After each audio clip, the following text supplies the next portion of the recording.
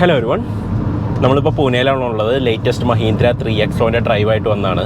പുതിയൊരു വണ്ടിയാണെന്ന് നമ്മൾ പേര് കൊണ്ട് വിചാരിക്കും, പക്ഷേ ആക്ച്വലി ഇത് XUV 300 തന്നെയാണ്. അവരൊന്ന് കുറേയധികം മാറ്റങ്ങൾ വരുത്തിയപ്പോൾ അവരൊന്ന് റീനെയിം ചെയ്തു എന്നുള്ളൂ. ഇപ്പോൾ ടാറ്റ നെക്സോണിൻ്റെയും മാരുതി ബ്രസയുടെയും ഹ്യുണ്ടായി വെന്യൂയുടെയും സോണറ്റിൻ്റെയൊക്കെ സെഗ്മെൻറ്റിലാണ് ഇതിൻ്റെ പ്ലേസ്മെൻറ്റ്. ഇപ്പോൾ നെക്സോണിന് വന്ന പോലത്തെ ഒരു കോംപ്രിഹെൻസീവ് ആയിട്ടുള്ളൊരു ഫേസ് ലിഫ്റ്റാണ്. അപ്പോൾ അത്രയധികം മാറ്റങ്ങളുള്ളതുകൊണ്ട് മഹീന്ദ്ര തന്നെ തീരുമാനിച്ചു നമുക്ക് ഇതിൻ്റെ പേരൊന്ന് മാറ്റിയേക്കാം, 3XO എന്നാക്കിയിട്ടുണ്ട്. ആസ് യൂഷ്വൽ അവരുടെ ഓയിൽ എൻഡ് ചെയ്യുന്ന ഒരു നോമൻക്ലേച്ചർ അങ്ങനെ തന്നെ കീപ്പ് ചെയ്തിട്ടുണ്ട്. ഈ വണ്ടിയുടെ ഹിസ്റ്ററി പറയാനാണെങ്കിൽ നമ്മൾ കൊറിയ വരെ പോകണം. കാരണം നിങ്ങൾക്കറിയാം, സാങ്യോങ് ടിവോളി എന്ന് പറയുന്ന ഒരു വണ്ടിയുടെ ഷാസിനെ ബേസ് ആയിട്ടാണ് XUV 300 ഉണ്ടാക്കിയേക്കുന്നത്. സാങ്യോങ് എന്ന് പറയുന്നത് മഹീന്ദ്ര അക്വയർ ചെയ്തൊരു കമ്പനിയാണ്. അപ്പോൾ അവരുടെ ഫസ്റ്റ് മഹീന്ദ്ര ഓണർഷിപ്പിലുണ്ടായ ആദ്യത്തെ ഒരു പ്രോഡക്റ്റാണ് ടിവോളി. ടിവോലി എന്നുള്ള പേര് നമുക്ക് കേൾക്കുമ്പോൾ ഒരു മീനിൻ്റെ പേര് പോലെ തോന്നും. ആവോലി എന്നൊക്കെ പറയുന്ന പോലെയുണ്ട് ടിവോലി. പക്ഷേ ആക്ച്വലി ഐ ലവ് ഇറ്റ് എന്നുള്ളത് തിരിച്ചിട്ടേക്കണാണ് ടിവോലി. അപ്പോൾ ഐ ലവ് ഇറ്റ് എന്ന് പറഞ്ഞതിൻ്റെ നേരെ ഓപ്പോസിറ്റ്, ഇഷ്ടമല്ല എന്നാണ് അതിൻ്റെ ഉദ്ദേശിച്ചതെന്ന് അറിഞ്ഞുകൂടാ.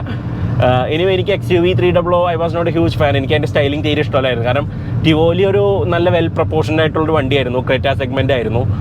അതിനെ അവർ ബാക്ക് അങ്ങോട്ട് ട്രങ്കേറ്റ് ചെയ്ത് കളഞ്ഞു കഴിഞ്ഞപ്പോൾ it looked A little load. അപ്പോൾ നമ്മളൊരു വണ്ടി എടുത്തിട്ട് അത് പ്രപ്പോർഷനേറ്റ്ലി ചെറുതാക്കി സബ് 4 മീറ്റർ ആക്കി കഴിഞ്ഞാൽ കുഴപ്പമില്ല. അതിന് വിഡ്ത്തും കുറയും ഹൈറ്റും കുറയും, അങ്ങനെ ഒരു SUV ഫോം ഫാക്ടർ അങ്ങനെ കീപ്പ് ചെയ്യാൻ പറ്റും. വേറെ ഇതിൽ ഒരു ലെങ്ത് ഉള്ള വണ്ടി, അതിൻ്റെ വീൽ ബേസ് ഒന്നും മാറ്റാണ്ട് ബാക്ക് മാത്രം കട്ട് ചെയ്ത് കളഞ്ഞപ്പോഴത്തേക്കും you have huge front overhang. അപ്പോൾ അതൊരു ഇത്തിരി ഓടായിട്ട് തോന്നുമായിരുന്നു. XUV 400 ഇറങ്ങിയപ്പോൾ അവർ ആ ബാക്ക് കട്ട് ചെയ്ത് കളഞ്ഞില്ല. കാരണം ഇലക്ട്രിക് കാറിൽ സബ് 4 മീറ്ററിന് വേറെ ടാക്സ് ബെനിഫിറ്റ്സ് ഒന്നും ഇല്ലാത്തതുകൊണ്ട് അവരത് ഫുൾ സൈസിൽ തന്നെ ഇറക്കി. അപ്പോൾ നമുക്കത് കണ്ടപ്പോൾ ഇത്തിരി കൂടിയും പ്രപ്പോർഷനേറ്റ് ആയിട്ട് തോന്നിയിട്ടുണ്ടായിരുന്നു.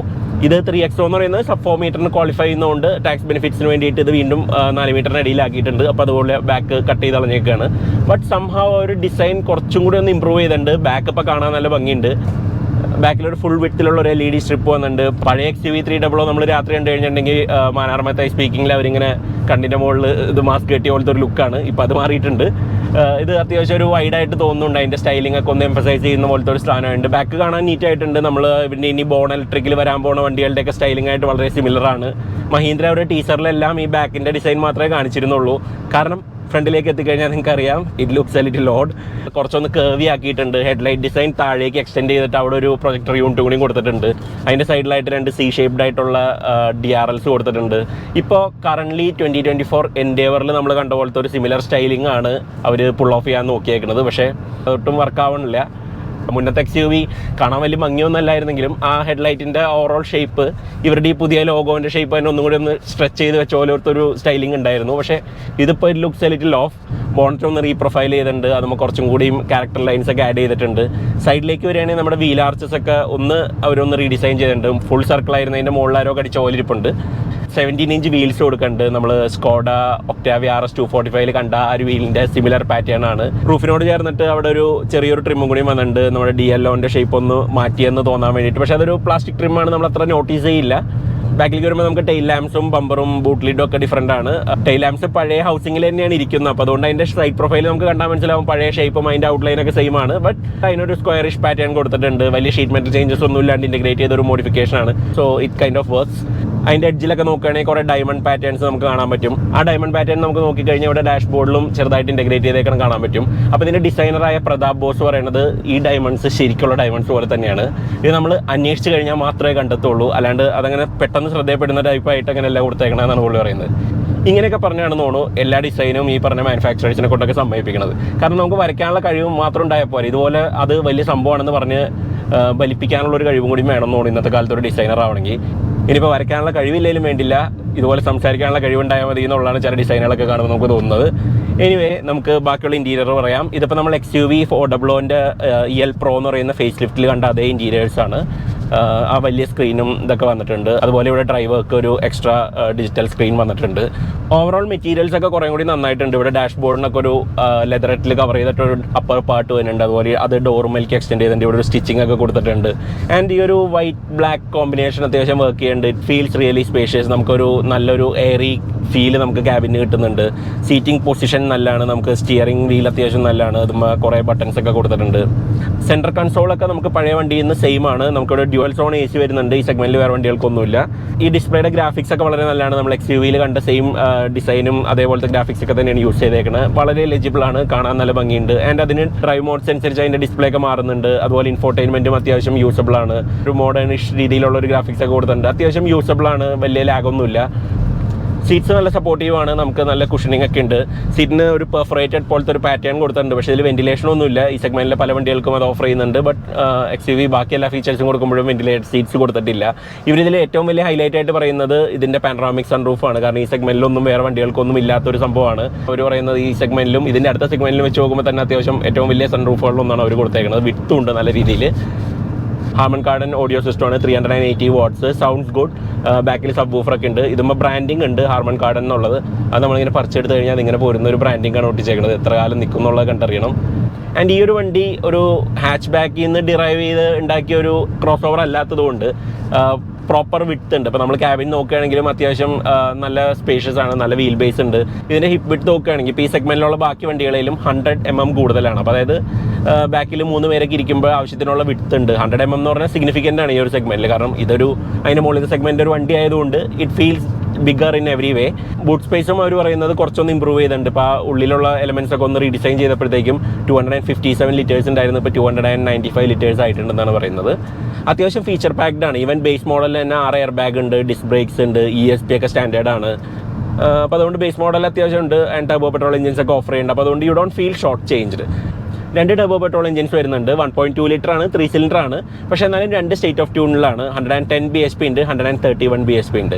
ഈ 131 bhp വണ്ടിയിൽ നമുക്ക് ഡയറക്റ്റ് ഇഞ്ചക്ഷൻ വരുന്നുണ്ട്. അതുപോലെ കുറച്ചും കൂടിയും ഹയർ പ്രഷർ ഇഞ്ചക്ടേഴ്സ് വരുന്നുണ്ട്. ടർബോ ഡിഫറൻ്റ് ആണ്. നമ്മളിപ്പോൾ ഓടിക്കുന്ന വേരിയൻ്റ് അതാണ്. ഇതിൻ്റെ പവർ ഔട്ട്പുട്ട് അത്യാവശ്യം സിഗ്നിഫിക്കൻ്റ് ആണ്. കാരണം ഈ സെഗ്മെൻറ്റിലുള്ള ബാക്കി വണ്ടികൾ ഇപ്പോൾ വെന്യൂവും സോണറ്റും ഒക്കെ 120 bhp ഉള്ളൂ. വേറെ ഇതിന് 131 bhp ഉണ്ട്. ഈ ഒരു വേർഷൻ മുന്നേ മഹീന്ദ്ര ടർബോ സ്പോർട്ട് എന്ന് പറഞ്ഞിട്ട് XUV 300 ഒരു വേരിയൻ്റ് ആയിട്ട് മുന്നേ ലോഞ്ച് ചെയ്തിട്ടുണ്ടായിരുന്നു. നല്ലൊരു എഞ്ചിനാണ്. കാരണം നമുക്ക് സാധാരണ ടർബോ പെട്രോളിന് വെച്ച് നോക്കുമ്പോൾ 21 bhpയും 30 Nm ടോർക്കും കൂടുതൽ കിട്ടുന്നുണ്ട്.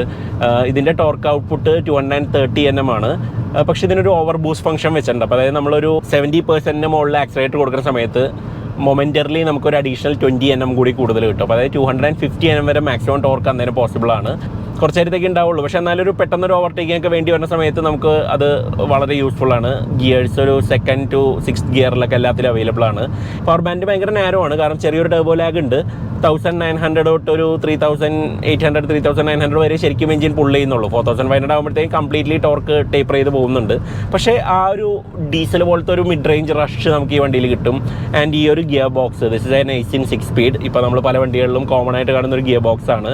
ഇതിൻ്റെ റെസ്പോൺസീവ്നെസ് ഒക്കെ, ഇതിൻ്റെ ടോക്ക് ബിൽഡപ്പ് ഒക്കെ അവർ നല്ല രീതിയിൽ ട്വീക്ക് ചെയ്തിട്ടുണ്ട്. അപ്പോൾ അതുകൊണ്ട് നമ്മൾ എടുക്കുന്ന സമയത്തൊക്കെ എഞ്ചിൻ ഭയങ്കര റെസ്പോൺസീവ് ആയിട്ട് തോന്നും. മഹീന്ദ്രയുടെ നമുക്കറിയാം അവരുടെ എഞ്ചിൻ്റെ ട്യൂണിങ് എപ്പോഴും ടർബോ പെട്രോളുകൾ പ്രത്യേകിച്ചും റെസ്പോൺസീവ്നെസ്സിന് വേണ്ടിയിട്ടാണ്. ഫ്യൂൽ എഫിഷ്യൻസിനേക്കാൾ കൂടുതൽ അവർ എഞ്ചിൻ ട്യൂൺ ചെയ്ത് വെച്ചേക്കണം. സോ അത് ഇവിടെ നമുക്ക് എവിഡൻ്റ് ആണ്. പക്ഷേ ഈ 131 bhp ഡയറക്റ്റ് ഇഞ്ചക്ഷൻ ആയതുകൊണ്ട് ഇതിൻ്റെ ഫ്യൂൽ എഫിഷ്യൻസി നോർമൽ ടർബോ പെട്രോളിനേലും പൊടിക്ക് ബെറ്റർ ആണ്. വലിയ നോട്ടീസബിൾ അല്ല, പക്ഷേ എക്സ്ട്രാ പവറിനുള്ള ഒരു ഫ്യൂൽ എഫിഷ്യൻസി ഡ്രോപ്പ് ഒന്നും നമുക്ക് അതിലില്ല. മറ്റേത് ഓടിക്കുന്ന പോലെയൊക്കെ തന്നെയാണ് അത് ഓടിക്കുമ്പോഴും. ഇതിന് 3 ഡ്രൈവിംഗ് മോഡ്സ് ഉണ്ട്. നമ്മുടെ സിപ്പ് സാപ്പ് സൂം ഒക്കെ ഉണ്ട്. ആൻഡ് ത്രോട്ട് റെസ്പോൺസ് ഒക്കെ അത്യാവശ്യം നല്ലതാണ്. നല്ല രീതിയിൽ പുള്ള് ചെയ്യുന്നുണ്ട്. നമുക്ക് ഹൈ സ്പീഡ് സ്റ്റെബിലിറ്റി ഒക്കെ വളരെ നല്ലതാണ്. നമുക്ക് ബ്രേക്സ് ഒന്ന് നോക്കാം. Brakes are good. ഈ റോഡ് സർഫസ് ഈവൻ അല്ലാത്തതുകൊണ്ടാണ് ചെറിയൊരു വീവിങ് ഉണ്ടായത്. But otherwise it's very good. Pedal ഫീലും വലിയ കുഴപ്പമൊന്നുമില്ല. അത്യാവശ്യം കോൺഫിഡൻസ് ഇൻസ്പയറിംഗ് ആണ്.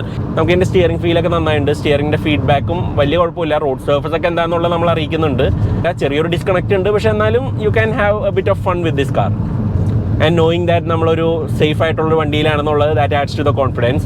ഇപ്പോൾ 6 എയർ ബാഗ് വന്നിട്ടുണ്ട്, അതുപോലെ ഡിസ്ക് ബ്രേക്സ് വന്നിട്ടുണ്ട്, അതുപോലെ ESP സ്റ്റാൻഡേർഡ് ആയിട്ടുണ്ട്. ഈ ESPയുടെ കാലിബ്രേഷൻ അവർ മാറ്റിയിട്ടുണ്ട്. അവർ പറയുന്നത് ESP പമ്പ് ഒന്ന് റീകാലിബ്രേറ്റ് ചെയ്തിട്ടുണ്ട്. ഇപ്പോൾ അത് കുറച്ചും കൂടിയും ഫാസ്റ്റ് ആയിട്ട് റിയാക്ട് ചെയ്യും. 500 milliseconds ആയിട്ടുണ്ട്. റിയാക്ഷൻ ടൈം കുറഞ്ഞിട്ടുണ്ടെന്നാണ് മഹീന്ദ്ര ക്ലെയിം ചെയ്യുന്നത്.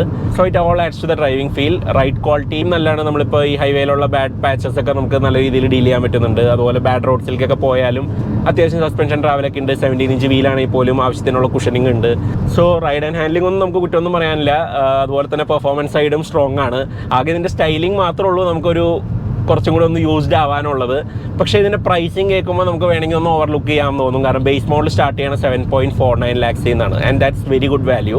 ആൻഡ് ആ ഒരു പ്രൈസിന് അത് വലിയ തെറ്റില്ലാത്തൊരു ഡീലാണ്. കാരണം നമുക്കൊരു ഹാച്ച് ബാക്കിൻ്റെ പ്രൈസിന് നമുക്കൊരു വെൽ എഞ്ചിനീയർഡ് ആയിട്ടുള്ളൊരു ഫുൾ സൈസ് ക്രോസ് ഓവറിന് ബേസ്ഡ് ആയിട്ടുള്ളൊരു വണ്ടി നമുക്ക് കിട്ടും.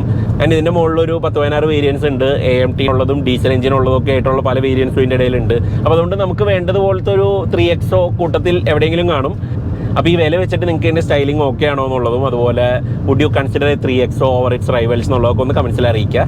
നമുക്ക് വേറൊരു ദിവസം വേറൊരു വീഡിയോ ആയിട്ട് കാണാം. Thanks for watching.